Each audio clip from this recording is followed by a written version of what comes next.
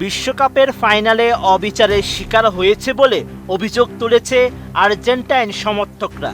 শিরোপা নির্ধারণী ম্যাচটি আবারও আয়োজনের জন্য চলছে গণস্বাক্ষর।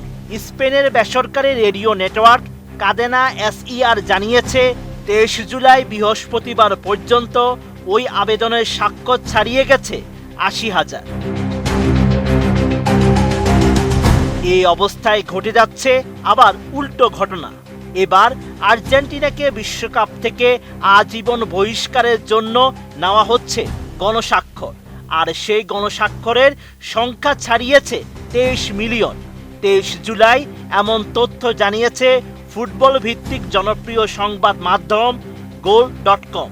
প্রতিবেদনে বলা হয়েছে মোট গণস্বাক্ষরকারীর সংখ্যা 2,33,16,108 জন। লিভ আর্জেন্টিনা শিরোনামের এই আন্তর্জাতিক আবেদনটি ফিফা ও ম্যাচ পরিচালনাকারী রেফারির বিরুদ্ধে আর্জেন্টিনা এবং দলটির অধিনায়ক লিওনেল মেসিকে বিশেষ সুবিধা দেওয়ার অভিযোগ তোলা হয়েছে।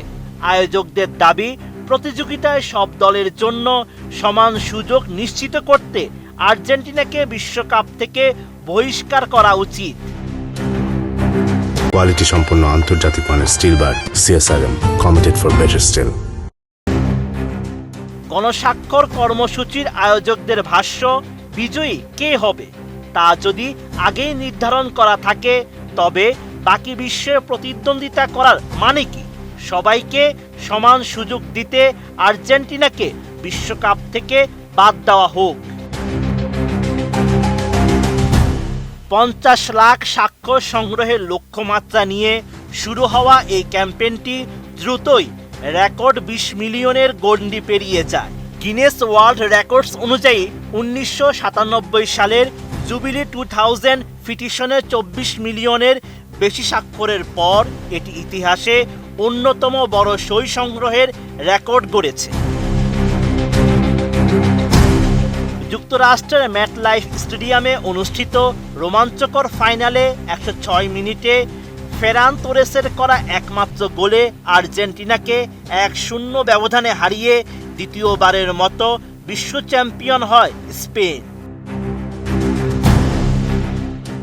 তবে ম্যাচের রেফারিং নিয়ে শুরু থেকেই বিতর্ক ছিল। সমালোচকদের দাবি, স্লোভেনিয়ার রেফারি স্লাভকো ভিনচিচ, আর্জেন্টিনার অ্যালেক্সিস ম্যাকালিস্টার ও নিকোলাস তাকলিয়াফিকোর কয়েকটি ফাউলে কার্ড দেখাননি। পাশাপাশি স্পেনের নিকো উইলিয়ামস ও ফেরান তোরেসের 2টি গোল বাতিলের সিদ্ধান্ত নিয়েও প্রশ্ন ওঠে।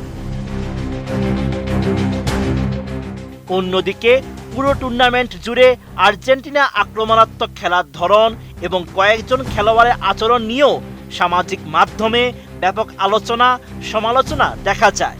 তবে আর্জেন্টিনাকে বিশ্বকাপ থেকে আজীবন নিষিদ্ধ করার বিষয়ে ফিফার পক্ষ থেকে এখন পর্যন্ত কোনো আনুষ্ঠানিক প্রতিক্রিয়া জানানো হয়নি। গণস্বাক্ষর অভিযানটি সমর্থকদের উদ্যোগ হলেও এর কোনো আইনি বাধ্যবাধকতা নেই। Sheikh Farid, ATN news.